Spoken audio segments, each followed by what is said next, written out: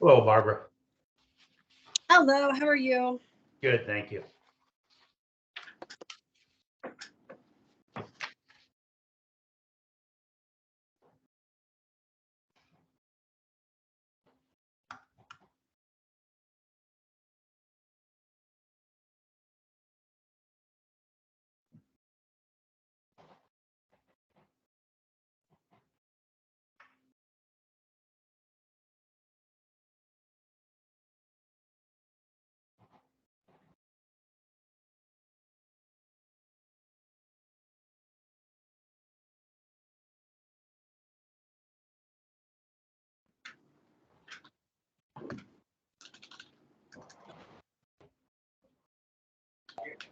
But, you know what I mean? So, but like that. So that's awesome. Yeah. So I thought my mom was, so you want to forget each the only one you have to say. I got all that. I'm assuming he was as big of a Boston as you are. You born and raised, I mean, we're all born and raised up there, so. I'm the only one that votes.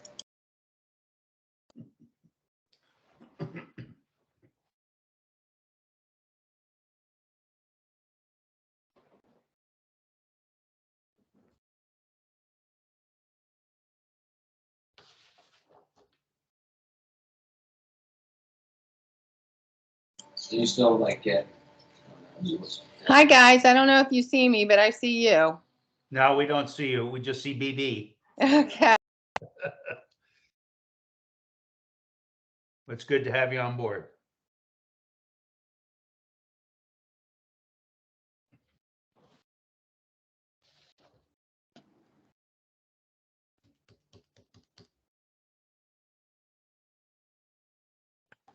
Figure it out. It gets funny about it. Hello, Bill. Oh, yeah. Ah, there you are, Betty. You're muted. Okay. I figured All it right. out. Took me a minute. No, that's okay. You I'm did better well. at selling beer than I am at computer savviness. It's probably more profitable too. Yeah. Uh,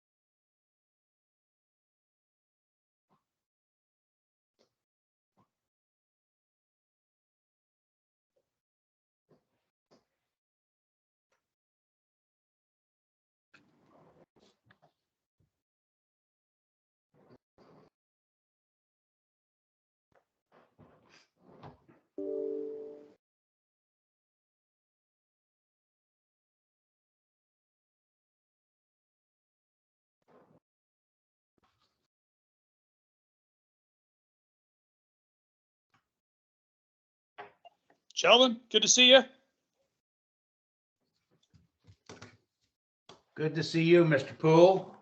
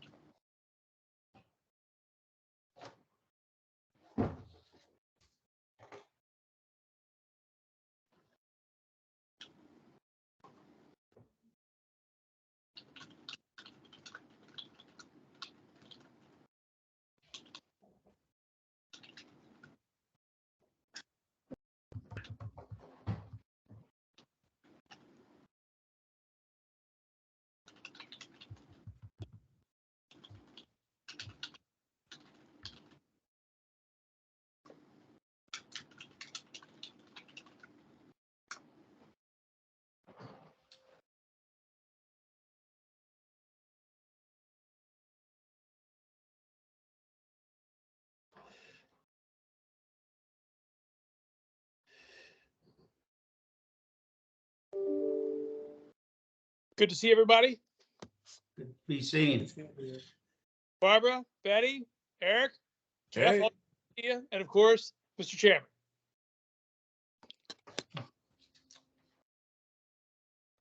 Nice to have a full component today. About 3 more minutes and we'll get started.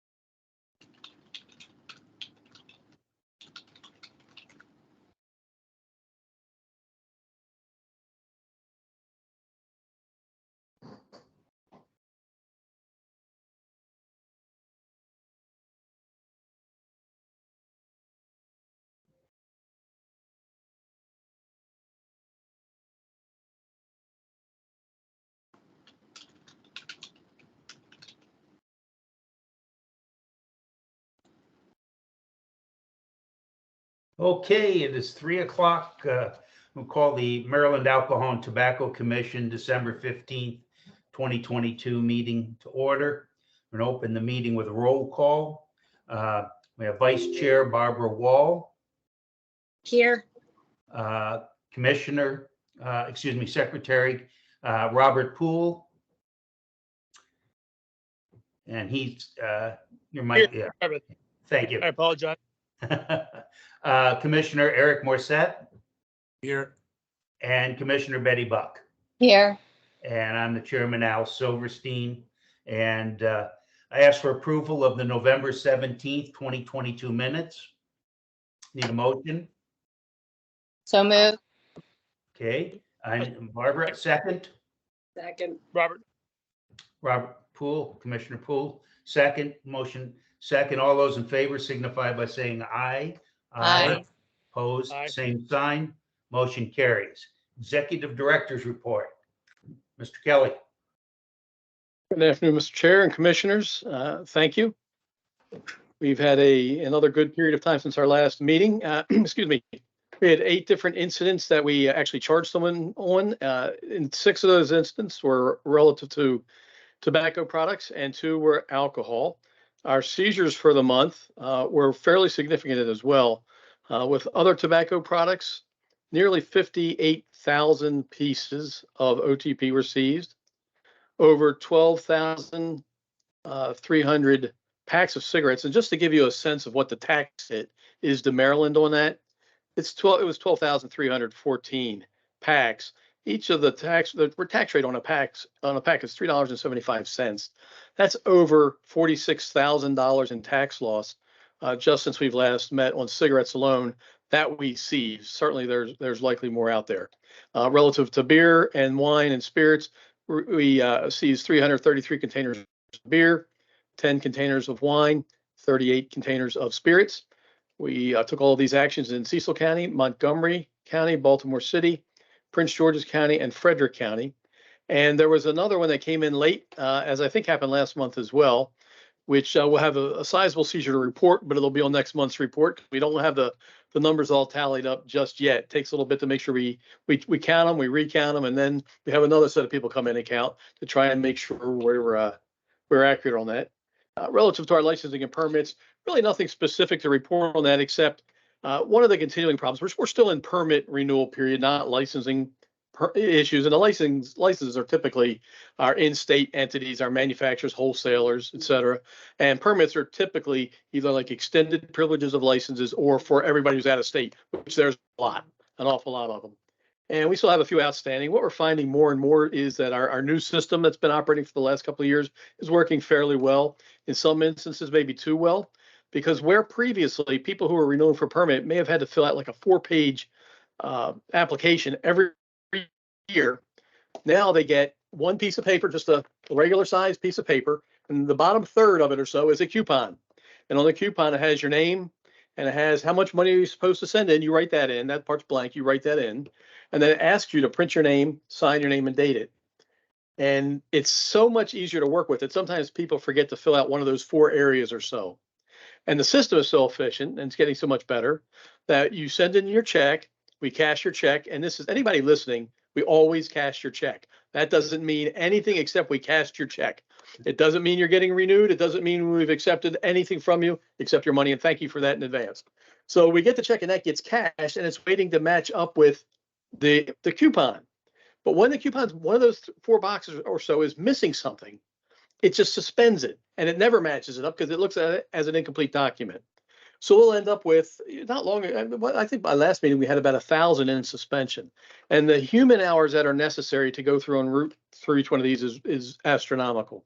So little by little, we're going to be weaning people off of this. What's going to happen is little by little, we're not going to be able to spend the time researching each one of these, and people are just going to realize they're not getting their permits or their licenses, and at some point they're going to call or email us.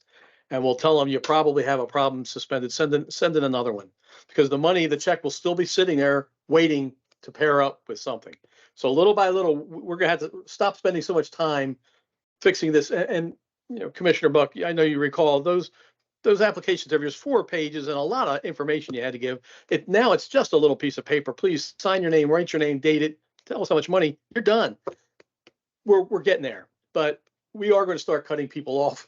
With some of us being able to go in and fix it for them, it's just getting to be too much. And we need those signatures. That part is important for us. So just want to give you an update on that.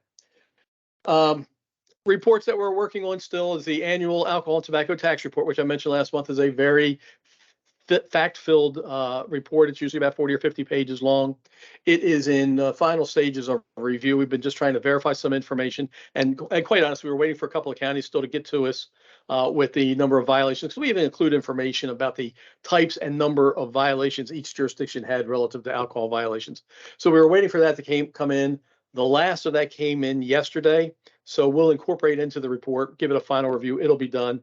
We'll make sure everybody gets an electronic copy. They're all electronic anymore. And the other is a report we kind of talked about last month that is going to get a lot of national attention, I believe. It's about ready-to-drink products. If you're not familiar with them, and you probably are, but if you're not, just in case. You know, we said beer in cans, wine and wine bottles, and spirits in the big bottles, anywhere from 750 up to 1.75 liters. A couple of years ago, the industry, as they get more inventive, started getting ready-to-drink beverages. So it could be a Truly type product, which is a beer-based product. That's pretty easy. That gets handled like a beer. Then you have some, I can't recall one offhand, but it was a wine-based product that's in a can, just like a can of soda, 12 ounces, pop it open, it's wine-based.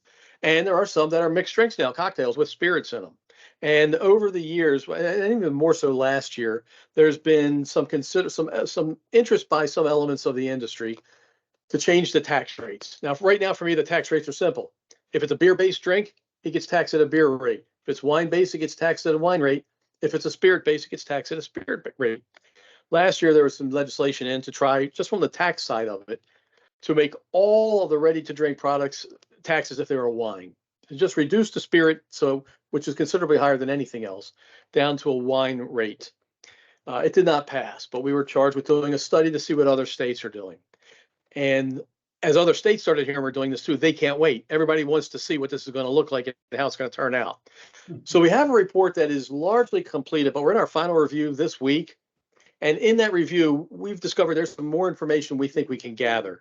So we're going to take just a little bit more time to try and be as complete, because I think we want to get this one right, but even more so, we want it to be as inclusive as it can be. And I think there's going to be more information. And what we're really looking for now, if we can find it, we think we can, is what was the financial impact on each of those states that did implement some tax change on these products? Because I think that's going to be very valuable to the legislators as they debate, I'm sure, again this year. So we thought we'd be ready to turn this in like on Friday, but we think it's going to be worth the time to take an extra week or two and see if we can't determine fiscal impact on states that made the changes. So those are those two that are outstanding. Something else we do is we want to keep our database as updated as possible. So you can go to our website, you can find really current information on all of our license types and who holds those licenses. Same thing with all of our permits. But as you know, we don't issue the retail permits. That's done at the local level. In order to keep a database up to date, which we try to do, the local boards give us all of their retail licensees, and each month they send us any changes, add new ads, some deletes, or just transfers or so. They send it to us each month, and we update the database. For a variety of reasons, we've just recently taken control back over that from the comptroller's office, and that we found it to not be as up to date as we want it to be. And quite frankly, it wasn't reliable. Just to say, it wasn't reliable. So we contacted each of the jurisdictions. We asked them to send us all of their retail information and to make their back to that monthly reporting to us. So we will be responsible for starting off with a clean, fresh, accurate database, and we will make changes ourselves every month. Happy to say that we have all but 2 jurisdictions on board right now, and those jurisdictions are working on that information for us. So I'm hoping we'll have it by month's end. In any event, we're getting ready to go live with a database that, with the exception of those 2 districts, those 2 jurisdictions, which we can clean up later, we're going to have a very, very good, very reliable retail database. Now, that's the benefit that we have the retail database, but let me tell you what it's for. It's for something that's called credit control. And credit control is, generally speaking, something that deals with very few exceptions, that deals with the distribution of wine and spirits. Regulation allows it allows the retailer to give the wholesaler to give each retailer up to, say, 30 days to make payment on their bill. And that's fine. But they're not allowed to extend credit beyond that. And if they do extend credit, well, they're not allowed to do it. Payment has to be received. That's it, period, case closed. When a retailer does not make payment by the time it's specified, the wholesaler must contact us with that information. And we use that list I was just describing, that retail database, as also credit control list. The information about that retailer goes in the credit control and they get listed. And that means that they can only pay for cash for all deliveries until they square up and make that clean. We've had a horrible database for that. It's now in good shape. That's a big part of what this is. It essentially makes the state the enforcer or the collection agency for wholesalers. That's what it looks like. That's not the reason it exists. It truly exists to control how credit is given, to make certain that a wholesaler is not giving one retailer more credit than another just because. Everybody gets treated fairly and equitably. It's business terms of like net 30 are not something unusual. So it exists as a common business practice. Its point is to control credit. It does have the effect of us being a collection agency, sort of, for wholesalers, but that's not the intended purpose of it. But anyway, it's up to date, save 2 jurisdictions, and I think will be fixed up by the end of the month. So I'm real happy to just say we finally got it means something to the people it means something to, if that makes any sense. The wholesalers refer to that all the time, and it's a good document now that we can be really very proud of. Jeff, what are the two jurisdictions? Okay, it's Baltimore City and Worcester County. Now, Worcester County, the problem they were having was apparently in transferring the document, certain, I could just say we still use our email system through the comptroller's office. There are a lot of very necessary protective firewalls in place. It's not easy to get information through attachments in and out. And I know some local jurisdictions have the same thing, and I think Worcester County has that because we'd sent so many requests, and the attachment that they had to use to put this information on wasn't coming through. So we've just had to do it a different way with Worcester. So they're aware of it, they're working on it. We've just had technical difficulties being able to get that data from them. The other was Baltimore City, and their problem was they have a very antiquated system. They didn't have all the information in one place, and it was going to require human resources to manually fill out this form that we gave them with probably about 1,200 or so retailers, which was going to be dreadful for them. Their hope, ours too, is that they're going live Monday on the 16th. So no, tomorrow. They're going live tomorrow with a brand new system. All the data is supposed to be converted to this new system. And when that happens, they think they can generate output that we're going to need, because we need it to be on our form, not any form. Has to be exactly on our form, so we can always merge all of the jurisdictions together. So those are the two that are outstanding right now. We still have their old data in our system with the new stuff from everybody else. You can still access the old data. It's just not up to date. It's not guaranteed up to date. But I expect Worcester County is going to get their problem squared away sooner than later. And Baltimore City, I think, is going to have that for us probably by next week, if their new system that goes live tomorrow does what they hope it's going to do. So they've asked for an extension until tomorrow. We're happily granted to them and get that in. So, so now this wasn't on the agenda. I'll just make mention. I'm hoping. I talked to Chair Silverstein the other day. I'm hoping to get a speaker next week to provide to you. And then some people, this is going to be boring, maybe, but I thought it was very interesting. I saw her presentation to get a public health 101 type lecture, maybe 15 or 20 minutes. It's a lady that I'm familiar with, and many of you may be familiar with. Her name is Rami Eck, if I can get her. Rami's a PhD. She's got a tremendous background in public health. And I thought I knew things. I thought I understood it. I happened to be at a conference back in October, and there was a panel on public health. She was just one of the panelists on there. I know her, and I think I've heard the spiel before. I thought. But as I was listening to it, I thought, holy cow, I get it. A lot of it, not that it didn't make sense, I didn't know where it fit and what the role was. And she had a program laid out so well. I caught her after the presentation. I said, would you want to do this for our commission? Because I think we should see this. We should see how it fits in. And she said she'd be willing to do it. I don't know that she'll be available next month, but Chair Silverstein said, yeah, let's go for it. So I'll try and get her for January. If I can, I'll look at February, but hopefully we'll have a guest speaker next week to talk about that. It's really a good primer to understand, that aspect of what we're responsible for that I don't know is it wasn't perfectly clear to me really until October when I saw it. It just made sense. And I hope it'll do the same for you guys. So, Mr. Chair, that's it. Hey, all right. Can you guys hear me? Yes. Perfect. Okay. I just had one question going back to the Ready to Drink report. Now, just curious about when exactly the report will be done. And I'm curious to also know if we're baselining, where the pace of the report will also baseline for us, what our revenue is broadly, and how we compare, given the kind of variables of where other states are in terms of changes to that, not changes to, but how they are rethinking or have done.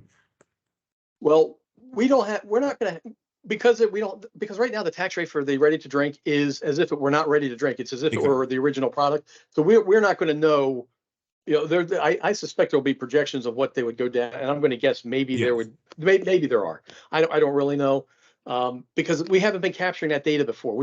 I don't know how much of this is now RTD as opposed to the larger bottles. Years ago, back in 2010, we did a study about direct wine shipping, and one of the things that we were trying to find out is if more alcohol is available, will consumption of alcohol go up? And generally what we found out is that alcohol is not an elastic product. It's typically X amount gets consumed by consumers, and you can change what kind they drink, but you don't, the increased availability does not necessarily, and it doesn't seem to correspond to an increase in product that's consumed. If the pie is so big, it's how it gets cut up is different.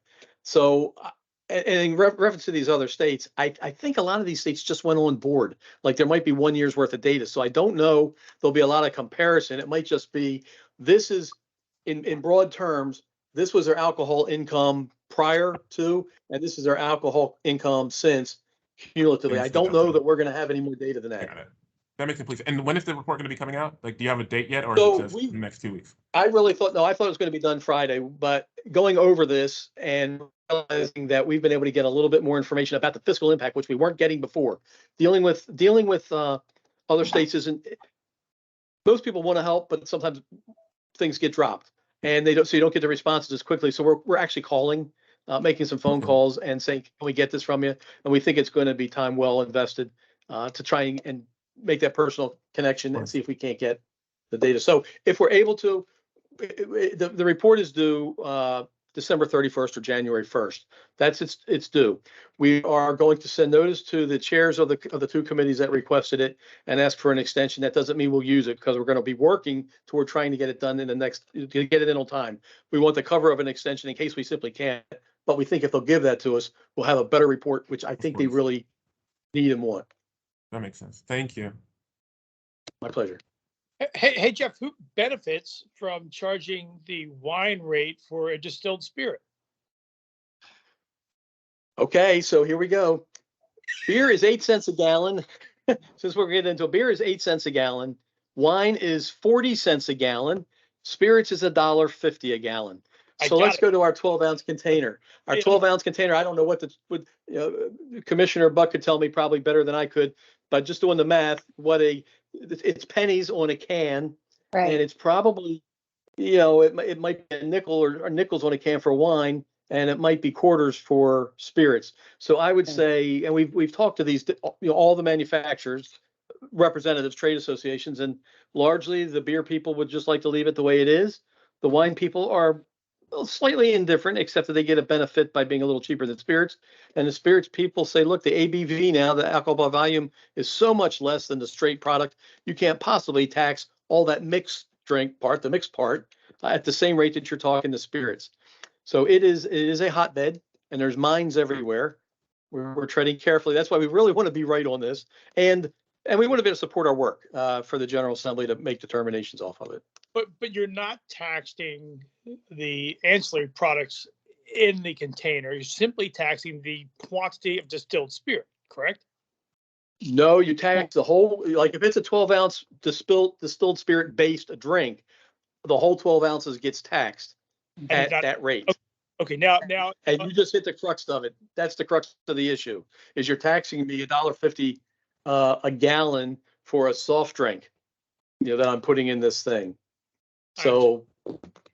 But what you have to also remember, and Jeff's 1,000% right, this is a hotbed. It has been nationally for quite a while, because the guys like me that were stuck in the middle, we really don't care, but it changes the whole mix-up, and it changes how the manufacturers look at it, and they've been the ones from day one pushing this, and that is like their number one thing, not just with Maryland, but nationally. Why would you not consider taxing only the quantity in each can that is alcohol? I'm not sure. I'm thinking from the comptroller standpoint, which we're not, but recalling what they've got to go through. I don't know how you audit for that. I mean, I guess you could. You hope that they're being honest, but that's the reason we have auditors, is to keep people honest, not to hope that they're honest. I hope that they're being honest in the quantity that is actually that amount. But spirits, spirits are inconsistent in the alcohol by volume. Typically, a typical spirit would be 40%. 40% alcohol, 80 proof, typical. But when you start mixing in flavors, like some of your coconut flavors, you might find that it's 35%. Or you look at some of your bourbons or other whiskeys, and they're 47% or 49 or 50. Or you've heard of Bacardi 151.